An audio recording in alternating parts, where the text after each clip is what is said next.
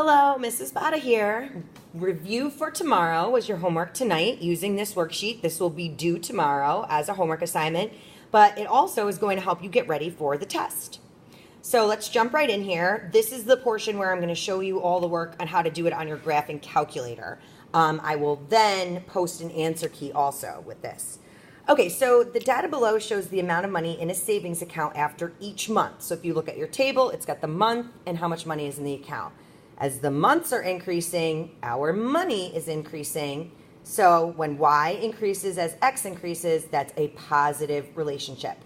We've got to come up with the linear regression equation and use it to make some predictions. So the first thing you want to do is enter your data into your calculator. That's stat edit. Hit enter when you're on the word edit. My data is already in here, so I can go right ahead and do this. You might want to pause the video right now and enter your data in. But here's how you now get your regression equation. Just a couple of points, just a couple of, buttons away.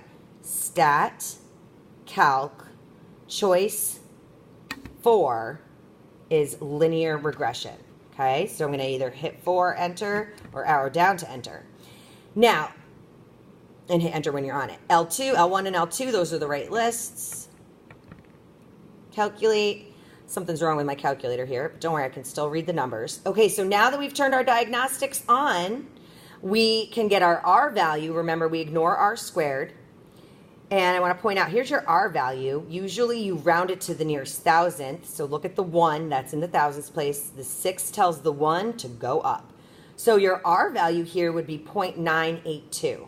And I want to remind you that we learned today that means there's a strong positive relationship because it's close to 1. Okay, so for that we didn't have to answer, but you're going to have to answer that question tomorrow. What we wanted to do was come up with the linear regression equation, and that's what we need the A and B for. Pay attention closely to where it says to round. It says nearest integer. So this equation is y equals 11x plus 51. I'm not going to write that down right now. Y equals 11x plus 51. For B, it says use this equation to determine the amount of money after 2 years. So the 2 years, that's your X value. That's your independent variable. But notice the X column isn't in the right units. We're talking about 2 years, but our equation is based on months. So we have to use months. What are we going to use instead of 2? How many months are in 2 years? Well, there are 12 months in a year, so 2 times 12 means there are 24 months. So we want to use this equation, rounding these guys to the nearest integer, to see how much money we have after 24 months. So I am going to get out of here, second, quit, and I'm just going to type in 11 times 24 plus, I don't remember what that was. Look how easy it is to get back to, though. 51. That would have been my guess. So 11 times 24 plus 51, that would be $315. And then for the next question, it says use this equation to determine the amount of money it had in the account when it was first opened. Well, when was it first opened? At month 0. So you would do 11 times 0 plus 51, which just gives you $51.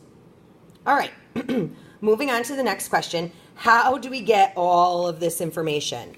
Really easy. We get it from one page on our calculator, all of the information, okay? I want to remind you, and I will write some stuff down here, that the mean is your X bar. That's what you're looking for when you get to that page, which I'll show you how to get to in a second. Standard deviation is the second deviation symbol, sigma x. The 5-number summary is your min, your quartile 1, your median, your quartile 3, and your max. And your IQR is Q3 minus Q1. your interquartile range, that is, and your range is your max minus your min. All of this you can get from your calculator. When you type these values into your calculator, you are only entering one list. It's different from this. This is frequency.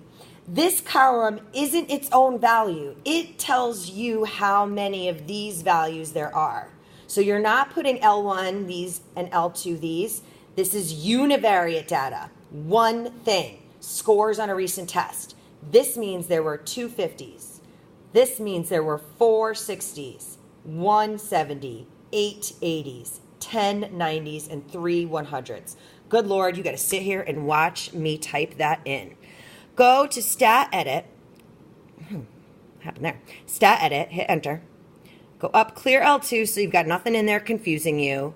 Clear L1. And type this data in how I'm doing it right now. Are you ready? 50. Enter. Another 50.